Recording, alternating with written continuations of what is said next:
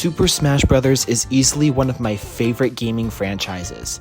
This is a game series that instills so much emotion and hype into Nintendo fans everywhere.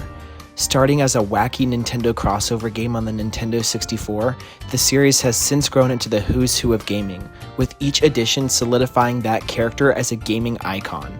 Of course, this change didn't happen overnight, and really began with the release of Brawl. This game was my first interaction with the Smash Bros. Series. One fateful day after school, I went to hang out at a friend's house, and after playing some other Wii games for a bit, he decided to pull out this case, sporting the angriest looking Mario I've ever seen. Why are you looking at me like that, bro? Brawl was an actual life changer for me. See, prior to seeing this game for the first time, my main experience with gaming was Mario Kart, Wii Sports, and the licensed LEGO games. Granted, I of course knew about Pokemon and other characters like Kirby and Sonic were somewhat familiar, but the rest of this roster was totally new to me and opened up a whole new interest in the Nintendo library. This is the game I credit with making me a gamer, introducing me to what are now some of my favorite games and gaming franchises. The Legend of Zelda, Kirby, Pokemon, Fire Emblem, all Nintendo staples that had been around for a decade or even decades at that point, but that I showed interest in because of Smash. Even the Super Mario series. Funnily enough, I didn't know Mario had a whole history outside of Mario Kart. I thought he was just a funny guy in a car. If it weren't for Brawl, I would have gone on not experiencing the most critically acclaimed and beloved games of all time. Of course, Brawl wasn't just a game changer for me.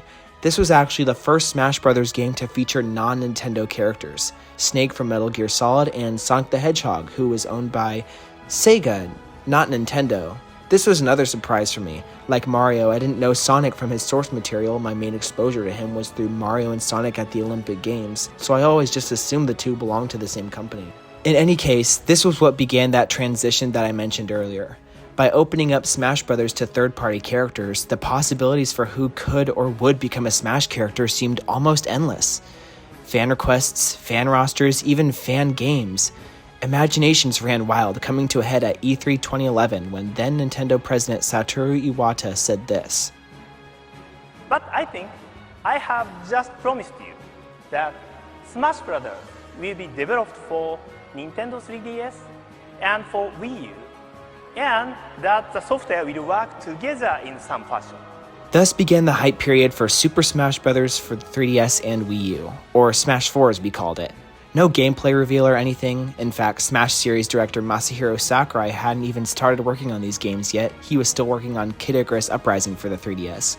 Regardless, just this small announcement opened the door to a new level of excitement. A new Smash Bros. Game is coming out. Who knows what could happen? We could get Mega Man, we could get Pac-Man, we could get 6 Fire Emblem characters. The possibilities were truly endless. The hype cycle behind Smash 4 was such a great time. It was so much fun to speculate about what characters would be returning and, more importantly, which ones would be added. Every single character added to the game's launch in 2014 was a welcome choice, at least in my eyes. Every first-party character felt completely justified, either introducing classic Nintendo franchises that had yet to be represented, or new characters from old and new Nintendo franchises. Of course, the 2 new third-party characters were also great additions. Mega Man was such a popular fan request, and his trailer was amazing. And hey, Pac-Man is probably the most iconic video game character of all time, so his inclusion is a pretty big deal. All that being said, this roster and its reveal were not without issues. The way they went about releasing the reveals for certain characters was just weird. For example, I mentioned Pac-Man. He was revealed at E3 2014. Oh, so in Nintendo's E3 Direct that year? No, in a private press event held after the Smash for Wii U Invitational. Okay, well, did Nintendo drop the Pac-Man trailer on their YouTube channel or on the Smash 4 website to coincide with the reveal? No. This was how I found out about Pac-Man and Smash. Let me reiterate, Nintendo didn't immediately update their YouTube or the Smash website after this tweet. This was all they shared about Pac-Man's reveal for at least an hour. This reveal was so bad, I honestly didn't believe it was real. This felt like a tweet you'd see on one of those fake Nintendo Twitter accounts. This wasn't the only weird reveal from this game either. Shulk was revealed in a Japanese exclusive Nintendo Direct, and with Dark Pit, it wasn't even clear if he was gonna be playable. He just showed up at the end of Palutena's reveal trailer. Beyond this, there were some characters that didn't make the cut from Brawl. Snake and Ice Climbers were cut, and these two made sense. This game was in development around the time the future of Snake's series, Metal Gear Solid, was kind of up in the air. And while Ice Climbers were initially planned to be in the game, the development team had trouble getting the pair to work on the 3DS version. They wanted the same roster for both games, so they had to go. This was also why Pokemon Trainer was cut from Brawl and Charizard joined in as his own separate character. That's all fair, but some characters like Lucas and Wolf were cut for seemingly no reason. Dr. Mario was brought back after being cut from Melee, but fan-favorite characters from that game like Mewtwo and Roy were still nowhere to be seen. I mean, if you were going to bring back one clone character, why draw the line there? You had 3 other clone characters in Melee. Why not go ahead and bring them back as well? Why not just bring back everyone? We're getting closer. To be fair, they did fix a lot of these issues with their DLC. Mewtwo, Lucas, and Roy were all eventually brought back, and in the case of Roy, they even started de-cloning him, tweaking his moveset and properties to differentiate himself more from Marth. All the while, Sakurai still wasn't done pushing the envelope of who could be a Smash character. We got 4 brand new DLC characters, starting with Ryu from Street Fighter. An awesome choice. Street Fighter is one of the most iconic fighting games, if not one of the most iconic video games in general, and given that Capcom was already collaborating on Smash with Mega Man, this just seemed inevitable. However, the revolution really began in November of 2015, when Nintendo ended a direct with this. Cloud Strife from Final Fantasy VII, a game that was never on a Nintendo console, a game that signified the whole Final Fantasy series leaving Nintendo consoles. That guy was joining Super Smash Bros. If Brawl's third-party characters were a push in a new direction, this was a shove off a cliff. From this point on, Smash was no longer just a Nintendo game with some guest characters.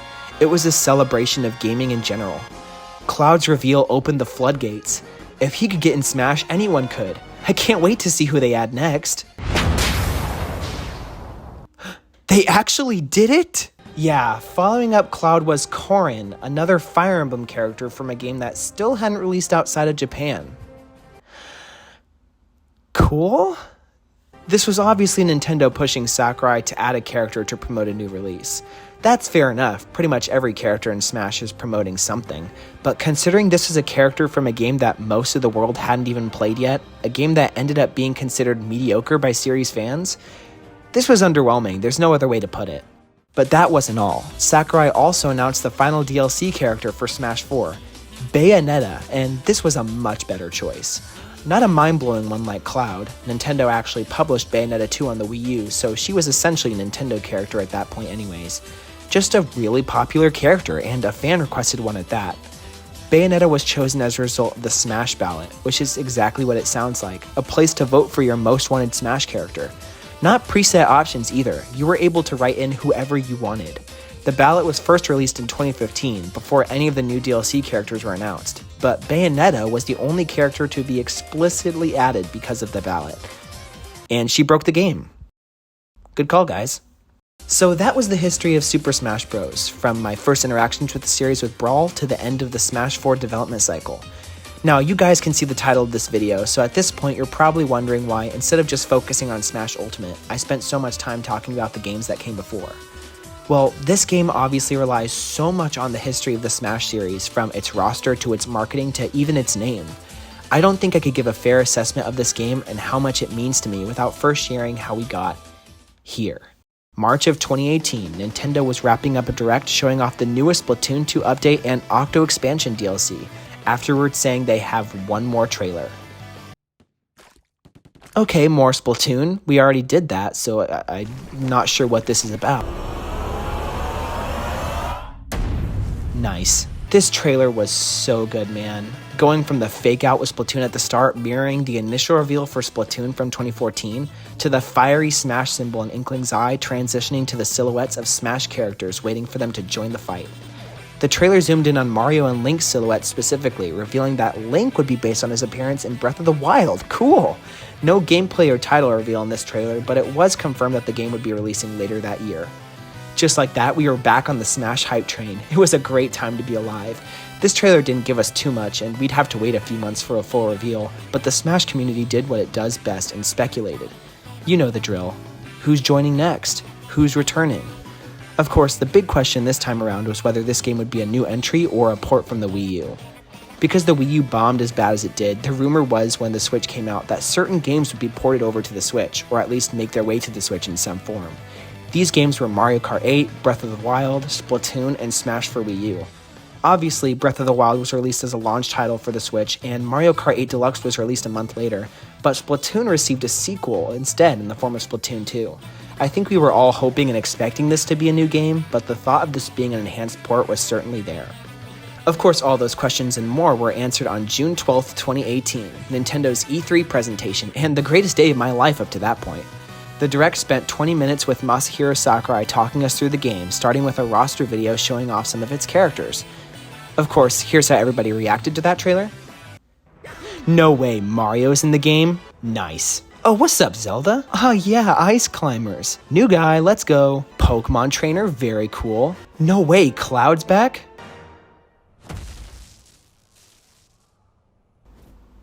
Huh? No. Fine. No! Nice! Everyone is here, let's go!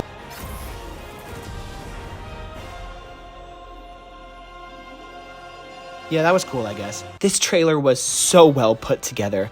Every character gets a chance to shine, and you could tell the team knew exactly which characters were the most exciting to their audience, sprinkling them throughout the trailer for big reactions. Every character in Smash Bros. History was going to be in this game. No one was going to be cut from the last game, and even characters that have only been in one game, characters we never expected to see again, would be coming back. This probably goes without saying, but this was such a huge deal. No return was more requested or surprising than Snake, obviously, and Nintendo knew this, making him the poster child for the "Everyone is here" tagline in the trailer. Basically, if Snake can be in this game, anyone can. I can't wait to see who gets added to this game. I mean, who knows how many Fire Emblem characters they can add this time? I'm guessing at least 2 more. Of course, that wasn't all Sakurai had to show us that day. Sakurai talked through individual changes to many of the characters, ranging from quality of life improvements to cosmetic changes. Sakurai also introduced the concept of Echo Fighters, characters that are based on other characters. This was basically Sakurai acknowledging clones officially as a way to introduce more fan-favorite characters. They pointed out that Lucina and Dark Pit were considered Echoes, and revealed the first new Echo Fighter, Daisy, obviously being based off of Peach. It was about time this happened. Peach has had Daisy's colors as a palette swap since she was introduced in Melee. It only made sense to let you play as her, and making her the first revealed Echo character justified the concept entirely. After that reveal, Sakurai showed off some Inkling gameplay, made a few more announcements, and ended the trailer with this. Oh man, Ridley from Metroid was finally going to be playable in Smash. This was a big fan request for a long time. Ridley has actually appeared in the series since Melee, but only as a trophy or a boss character. Sakurai went on record during Smash Wii U's development saying the reason Ridley wasn't playable was because he was too big. Sounds silly now, but keep in mind, this is a man who is infamous for making sure every character in Smash is represented as accurately as possible. Most of the time. I was definitely in the Ridley is too big camp of the fan argument, but after seeing him playable, yeah, I was dumb. Also, in this trailer, Mega Man and Mario actually die. So that was Smash Ultimate's initial reveal. We got a release date as well as an invitational tournament where we got to see a ton of gameplay. Bayonetta is still broken, very cool. The Smash website was updated with every revealed character receiving a short gameplay trailer showing how each character has been updated for Ultimate. This was so awesome. It felt like every character was getting the attention they deserved. No one was left out or put to the sidelines. We had a lot to chew on, which was good because it would be a few months until we got more info. August 8th, 2018, we got a Smash-focused Nintendo Direct. This one started with the reveal of Simon Belmont from Castlevania. An awesome pick. Castlevania is a classic series that has been associated with Nintendo since the beginning on NES, so it's crazy that it took this long for him to join the game. Now, this was technically leaked beforehand. The new remix for Bloody Tears / Monster Dance from Castlevania 2 was accidentally posted to the website a few days early. But hey, Simon got an Echo Fighter in the form of Richter Belmont, and no one saw that coming. Also, Luigi actually dies in this trailer. Yeah, this was becoming kind of a weird trend with Smash reveals. First Mega Man and Mario getting killed in Ridley's trailer, then Luigi and Simon's trailer. This caused such a fan reaction that Nintendo UK publicly came out to tell us Luigi was not dead. This is a real tweet. Anyways, that was just the start of the Direct. After this trailer, Sakurai came out, shared a little bit more about Simon and Richter, then immediately transitioned to revealing 2 more Echo Fighters. First, Chrom from Fire Emblem. Please care. Despite being the 7th Fire Emblem character in Smash now, I actually didn't have a problem with Chrom. This is a character whose reception benefited a lot from the Echo label. Fans who wanted Chrom were happy, and people who aren't can say, well, at least he's just an Echo fighter, not a full character. The second Echo revealed was Dark Samus from Metroid. Wow, 2 new Metroid characters in a Smash game. This was cool to see. At the time Smash Ultimate came out, Metroid as a series was just barely coming out of a drought, and even then its most recent game was only a remake of a much older game, Samus Returns for the 3DS. By giving Metroid this much attention, Sakurai and Nintendo were showing that they still cared about Metroid. Kinda. Anyways, Sakurai shared a lot in this direct, going over stages, music, new modes, new features, new assist trophies and Pokemon. There was a lot to this. Of course, Sakurai ended the direct with a fake "that's all for today," leading into one more announcement. Yeah! Aw. Yeah! King K. Rool, the original villain from Donkey Kong Country, a character that has been missing from his home series for decades. This was an amazing choice for Smash, and a great final reveal for a direct. It also helped that this was another very well put together trailer, and the Gangplank Galleon remix in this game goes crazy. Very quickly, K. Rool became my most anticipated character to play as when the game came out. At this point, you've probably noticed that Sakurai's been hitting heavy with the newcomers in this game. Ridley, Simon, K. Rool. These have all been heavily requested characters for a long time. This was because Sakurai was still referencing the Smash ballot, looking for fan-requested characters to truly make this the ultimate Smash game. That was all for that direct, but it wouldn't be too much longer until we got more Smash info, with the next Nintendo Direct being only a month later in September. The direct in general wasn't too bad, ending with the confirmation of Isabelle from Animal Crossing. As a new fighter, not an Echo, a villager. This was kind of a weird one. With the introduction of Echo Fighters, I think pretty much everybody assumed that Isabelle would be in the game. She was such a popular character and is basically the mascot of her series now. But her being a unique character was definitely unexpected, especially since she clearly borrows a lot of moves from Villager. Still, I was happy to see her. Also, as a side note, Isabelle's Smash trailer transitioned into the announcement of what would eventually become Animal Crossing New Horizons. That's not super relevant to Smash itself, but I always thought that was a really cool double reveal. Near the end of October, Nintendo announced one last Smash-themed direct for November 1st, revealing the last characters in the game. Speculation ran high again, especially with the infamous Grinch leak floating around, apparently leaking a ton of characters from the game. Ken from Street Fighter, Banjo-Kazooie, Mach Rider, the Chorus Kids from Rhythm Heaven, Isaac from Golden Sun, and Geno from Super Mario RPG. It wouldn't be a Smash leak without him. Anyways, this leak was very well put together, seemingly being a leak of the Smash banner with all the characters together, so we all went into this last direct with the Grinch in mind. Not too long after the November direct started, Sakurai told us to take a look at the final character trailer. Okay, so you were just a little bit off? Yeah, so the Grinch guessed right on Ken, who was introduced as an Echo for Ryu, but that was it. The last character in Smash Ultimate before the DLC was Incineroar from Pokemon Sun and Moon, and in retrospect this was kind of obvious.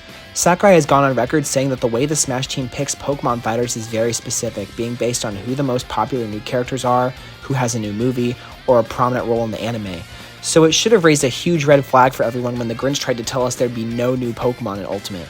I was definitely hoping for Decidueye to be the rep from Sun and Moon, but Incineroar looked like a lot of fun, becoming another character I was really excited to try. And hey, Ken looked really cool as well, looking better than he has in the past few Street Fighter games. That's kind of embarrassing. Bruh. Anyways, as we all recovered from our broken dreams, Sakurai came out again to give us the last juicy details before Ultimate's release, revealing the concept of spirits. I mean, okay, just as long as you're not talking about the spooky kind. And I don't mean the spooky kind. Oh, thank God. So spirits are basically PNGs of different characters from each of the series represented by Smash.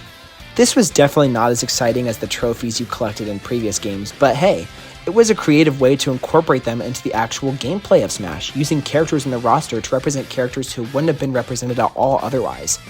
As Sakurai winded down this direct, he confirmed that Incineroar was the last character in the base game, but officially announced that we would be getting a Smash Ultimate DLC Fighters Pass, adding 5 more characters to the game over the course of the next year. Of course, Smash had already done DLC at one point before, so this was definitely expected, but it was cool to know that we'd still have more characters to look forward to going forward. None of the fighters from the Fighter Pass were ready to be revealed yet, but Sakurai did have one last surprise character to reveal. Geno? Geno! No way, they finally put Geno in Smash! I was gonna write a joke about this, but this writes itself. I hate this stupid thing. I mean, of all the characters that you could add into this game, Piranha Plant, a generic Mario enemy, I get that he's supposed to be a gag character, but there have been plenty of gag characters who at the very least felt justified as popular characters or important parts of Nintendo's history. Making this the only character to feel like he genuinely took a slot from more deserving characters. Now, you may say, Found, Plant was just meant to be a funny bonus character. Quit making such a big deal about it. And to that I say, it's my video, I'll do what I want. Anyways, after that traumatic experience, Sakurai ended the direct with a trailer for World of Light, the new story mode for this game. This trailer was pretty cool, showing the new bad guy Galleon take out all of your favorite characters, only for Kirby to come back and save the day as the theme song plays with newly revealed lyrics. I could criticize how the actual World of Light gameplay didn't nearly live up to the setup of that opening cutscene, but after this, I was pretty much numb to anything else. And with that, Smash Ultimate was just around the corner. That month-long wait for the release was so excruciating, but eventually we made it. However, there was something else going on around that time. The Game Awards for 2018 were actually happening that night. I remember waiting in a Raising Cane's with some friends for the midnight release of Ultimate, and decided to check the Game Awards stream on a whim when suddenly, this happened. Keep in mind, the Persona series was no stranger to having all kinds of spin-offs, definitive editions, etc. So when people saw Persona 5 on the screen, they thought it could be any number of things. But somehow, I knew. And just like that, Smash Ultimate was out, and I was so excited. I played this game non-stop for months, both on my own and with friends. The gameplay was polished far beyond that of the previous series, making this the smoothest game in the series. Melee fans might have something to say about that, but there's no denying that, in many aspects, this game was just a step above the rest. That wasn't the end, of course. We still had the DLC to go through. Plant came out in February of 2019, with Joker following in April. There's not too much more to say about Plant that I haven't already said. I hated Plant when he was announced, I hated Plant when he was released, and I still hate Plant today. But Joker was a lot of fun. He received a new trailer the day before he was released, giving a full gameplay reveal as well as revealing some Mii costumes that would be added to the game. Mainly ones based on Persona. From there, it wasn't too much longer until the next fighters were revealed at Nintendo's E3 2019 Direct. The Direct started, and yeah, that's fine. The hero from Dragon Quest, featuring 4 skins based on main characters throughout the series. I guess this goes without saying at this point, but Dragon Quest is one of the most iconic games of all time, so it was only a matter of time before the series got represented in Smash, slimes and all. However, this was definitely a character that appealed more to the Japanese audience. DQ has its fans in the West, no doubt, but this definitely wasn't a character the Western audience in general wanted. Come on, Sakurai, I'm an American. I don't have time for anime. I want to see a cartoon bear and bird. Better, Nintendo. Oh yeah, Banjo and Kazooie! This was one of the characters I was looking forward to the most. Finally getting to see Banjo come back to Nintendo and join Smash Bros., a series he was always such a good fit for. It's such a huge deal, especially since it meant Nintendo had to work with Microsoft. Anyways, that was it for Smash in that Direct. Hero was planned for release in the summer, with Banjo coming in the fall. This was when Sakurai started doing his Sakurai Presents presentations. Whenever a new character was about to be released, he would record a video showing off gameplay, the new stage, new music, as well as any Mii costumes being released.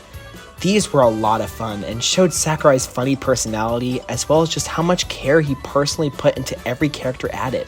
He'd often talk about the history of each character, their story, their motivations. It's cool to see that Sakurai actually knows the characters he's adding into Smash and, as a result, how careful he is to make sure they're represented well. Anyways, the first of these presentations was obviously for Hero and revealed a couple of Dragon Quest themed Mii costumes. Nothing too crazy. Hero released the day after that presentation. We had to wait until September for Nintendo's next Direct. Here, Nintendo confirmed that Banjo-Kazooie would be releasing day of. That was a great day. But that wasn't the only Smash news we got from that Direct. We also got the reveal of Terry Bogard from Fatal Fury as the 4th Fighter Pass character. Okay! I was pretty open to this. I haven't played Fatal Fury or really any SNK game, but I had heard of Terry before, mainly from Maximilian Dude, so he was at least a character I recognized. Also, I found out around this time that during Terry's signature move Buster Wolf, he asks, "Are you okay?" before literally punching you in the gut and making you explode. That's base. Nintendo also went ahead and confirmed that more characters would be coming after the end of Fighters Pass 1. That was it for the Nintendo Direct, but we still had the Sakurai Presents for Banjo. All the standard stuff, gameplay, stage, music. Now we just have the Mii costumes. Probably just gonna be some more Nintendo or maybe even Banjo characters. No big deal. Sans from Undertale, a pretty popular character, but one that always felt like a long shot to be a full fighter. Not only did Sakurai give him a Mii costume, but his costume looks so good, essentially being a Sans skin over Mii Gunner. This was the start of what fans have dubbed deluxe Mii costumes, costumes that give Miis the full appearance of other characters. Buying the Sans Mii costume also got you a remix of Megalovania done by Undertale creator Toby Fox, which was really cool. I was still mostly excited about Banjo though. A character I've wanted to see in Smash for so long was finally here. I know more competitive players see Banjo as pretty lame, but I always had fun with him and he's still one of my favorite characters to play today. You guys get the pattern at this point. A few months later, another Sakurai Presents was revealed, fully revealing Terry, his stage, music, Mii costumes, etc. What made Terry's reveal so interesting was that he wasn't just there representing himself or his origin game. He was essentially representing the entire SNK cast with his King of Fighters stage.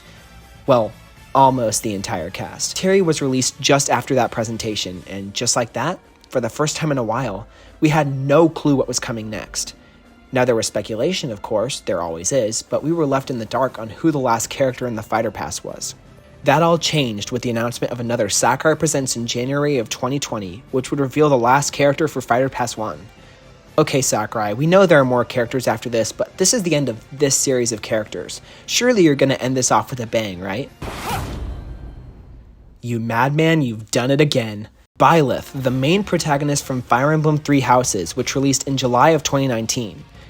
This was not a bad pick necessarily. Three Houses sold really well, and I definitely remember seeing plenty of requests for Byleth to be added. It's just, all of the circumstances surrounding Byleth led to a really strong backlash to the character, which, in my opinion, wasn't totally deserved.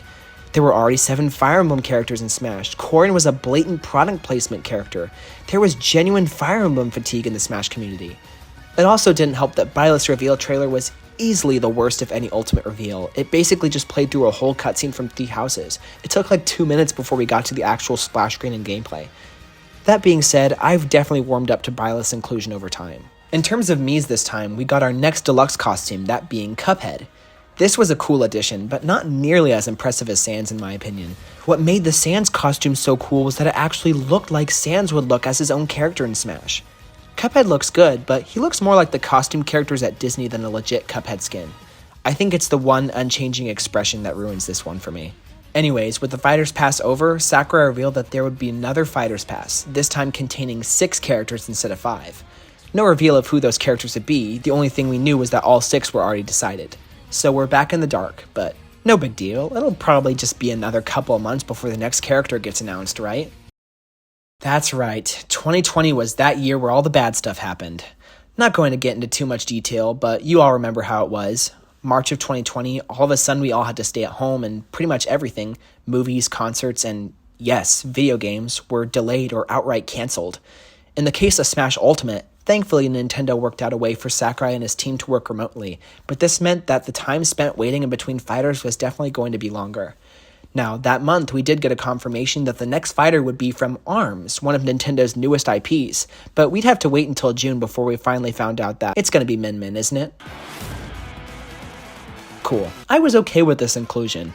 I'm not a super big fan of ARMS, mainly because I think it's but I like the music and the character designs, and Min Min definitely stood out as one of the most interesting, making her a pretty good rep from that game. Sure, you could argue that this is just like Corrin or Byleth promoting a recently released game, but at this point I think everyone was just happy it wasn't another Fire Emblem character. Of course, Min Min was announced during another Sakurai Presents, though Sakurai was recording out of his house instead of an office for obvious reasons. Anyways, here was when we got our next deluxe Mii costume, Vault Boy from Fallout. I constantly forget this one is in here.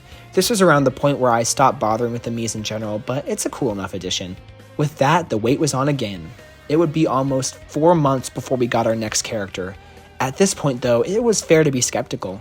Nintendo has opted for 2 safer first-party picks in a row, and the global situation at the time definitely brought confidence down a peg.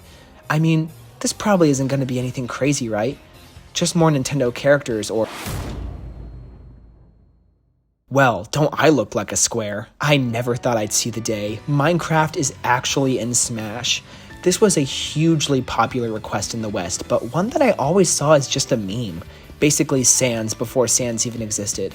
Of course, Minecraft was always popular enough to deserve a slot in Smash. It's one of the best-selling games of all time, and an iconic representation of modern gaming, but I didn't want it. No, like most characters I wasn't excited for at the start, Steve grew on me after his announcement. It was cool that this was a character that applied to such a broad range of people. My friends, they don't know Terry, they don't know Byleth, and they don't know Min Min, but you can be sure that they all popped off when Steve was announced. Of course, Steve also came with a few costumes representing other characters from Minecraft. Alex, who is basically the player 2 of Minecraft, as well as the Zombie and Enderman, 2 classic monsters from the series. It's also worth noting that in promotional material, such as the Sakurai Presents, the character is presented as Steve and Alex, not just Steve. And Steve and Alex have an equal amount of palette swaps. Speaking of Sakurai Presents, this one saw the reveal of another deluxe Mii costume, that being Bomberman. It's actually kind of surprising this one wasn't in the game, considering Bomberman was already represented as an assist trophy since launch. It was at this point where I think production started to get back into the swing of things. It would only be 2 months before we found out who the next Smash character was. Around that time, rumors started to go around that Nintendo would be partnering with Epic Games for a Fortnite collaboration. Now, a lot of that was swirling around the Kratos and Master Chief skins. A lot of us wondered if we'd be getting a Samus skin to have reps from all 3 major consoles. However, there was also speculation that Fortnite might be getting representation in Smash. Of course, this led many of us to say the same thing. Dear God, please don't let Fortnite and Smash anything but Fortnite. The Lord works in mysterious ways. Sephiroth, the main villain from Final Fantasy VII. This one was a huge surprise. Sure, Sephiroth is a popular character from what is considered by many to be one of the greatest games of all time, and with Cloud being in the game already, it was fair to assume this was possible. Still, this was a character that went under my radar until his reveal, which was awesome, by the way. Sephiroth takes out Gleam all by himself, then proceeds to single-handedly take down the entire Smash roster with one winged angel playing in the background, tying the whole thing together. Also, in this trailer, Mario actually died. Just kidding. Sephiroth was more fully revealed in a Sakurai Presents just a week later, detailing the typical stuff, gameplay, music, Miis, you guys already know. However, Sakurai also revealed the Sephiroth Challenge, basically playing off of Sephiroth's status as a final boss character. This challenge was given prior to Sephiroth's official release, pitting players in a one-on-one fight with Sephiroth, and if you won, you unlocked him early. This was a pretty novel idea, but in practice it really wasn't all that exciting. It was literally just a fight against a CPU. In any case, things were starting to ramp up. We were now halfway through the second Fighter's Pass, and it was looking like this was going to be it for Ultimate's DLC, so every character slot was that much more important. After heavy hitters like Steve and Sephiroth, who knows what could happen next? Okay, I like this character, but I feel like I should still be mad it's not Master Chief. Pyra and Mythra from Xenoblade Chronicles 2. Without Rex, the main protagonist from that game, which is strange. Rex is present in their taunts in Final Smash, but still. Anyways, this trailer was really interesting, being the opener for a February 2021 Direct, the first mainline Direct in over a year. And considering there was no reference to Smash before Pyra's splash screen, yeah, I definitely thought this was a new Xenoblade game. The trailer was even made by Monolith Soft, the team behind the Xenoblade games. They knew exactly what they were doing. Anyways, as I said, I was still pretty excited for this announcement. Rex and Pyra were my most wanted first-party characters, as by this point I'd become a pretty big Xenoblade fan, and the level of fan service in this trailer for the series, especially 2, of course, was insane. We had to wait a couple of weeks before Pyra and Mythra's release, which I remember coming and going without too much fanfare. Competitively, it was pretty apparent that they were one of the best characters in the game, but it's no secret this was more on the Byleth and Min Min side of things than the Steve and Sephiroth side in terms of fan hype. That brings us to June of 2021, Nintendo's E3 Direct. A Smash character was of course a given in this, and with only 2 characters left, things were starting to come to a head.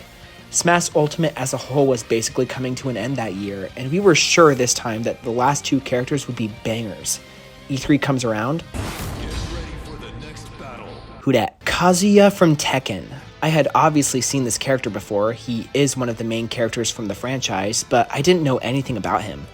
This was one of the more disappointing reveals for me, being the first character in a while that I didn't know before their inclusion in Smash.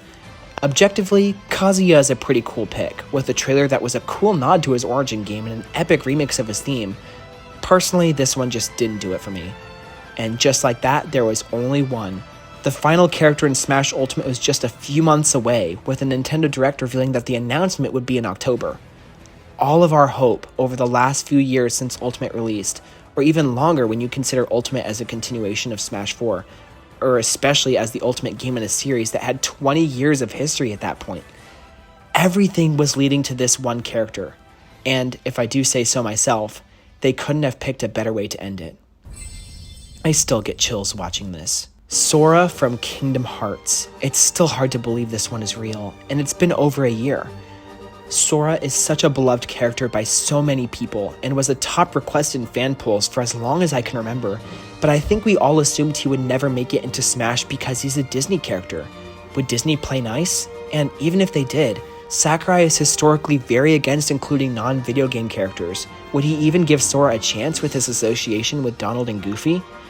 Well, now we obviously have our answer. Sakurai revealed that Sora was the actual winner of the Smash ballot all those years ago, later revealing my main Banjo-Kazooie was just below them. Nice. This doesn't surprise me at all. Like I said, I remember seeing Sora requests all over the place growing up. It's just exciting to see that Sakurai really did leave Ultimate on the highest note possible, making sure that our last character was one that would bring the most amount of hype. And with that, Smash Ultimate came to an end, and that's the latest story on the Smash series as of recording this. Reflecting on the history of this series in terms of all the different games, characters, music, etc., just reminds me how impactful this series has been to so many people, but also to me. There are so many friends that I've made that I still talk with today because of this series. It was watching Smash YouTubers like Alfred and Little Z, among so many others, that inspired me to want to do YouTube. It was watching reactions from guys like Rogers Base, Shofu, and, of course, Etika, that helped magnify my hype for this game and its reveals even more. I think about President Iwata, his friendship with Sakurai, and how he helped Smash to be the success it is. And of course, Sakurai himself. As I said before, Smash isn't just my favorite game series of all time. It's the game that made me a gamer, introducing me to all of my other favorite franchises. If ever one day I'm lucky enough for you to watch this video, Mr. Sakurai, I just wanted to thank you personally for putting all of your effort into this series that I love so much. And to everyone else I mentioned, and all of you watching, thank you for sharing all these incredible experiences with me. God bless you guys. I'll see y'all later.